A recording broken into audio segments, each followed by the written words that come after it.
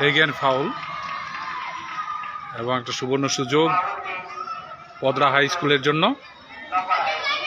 এখানে যদি একটা লম্বা বা একটা উঁচুতে ভাসানো বল যদি আসে, সেখানে ক্ষেত্রে কিন্তু গোলকিপারের জন্য কাজটা খুবই কঠিন হয়ে যাবে।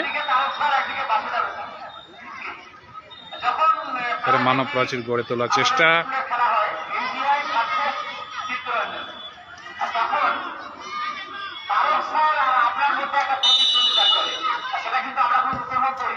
এবং যে কথা বলছিলাম একটু বাতাসে ভাসালেই কিন্তু গোল হবে, সেটা কিন্তু গোলকিপারের কোনো দোষ নয়, কারণ এখানে হাইটটা ম্যাটার করছে এবং তার কারণেই কিন্তু এখানে এটা গোল কনসিড করতে হলো নপাড়াকে।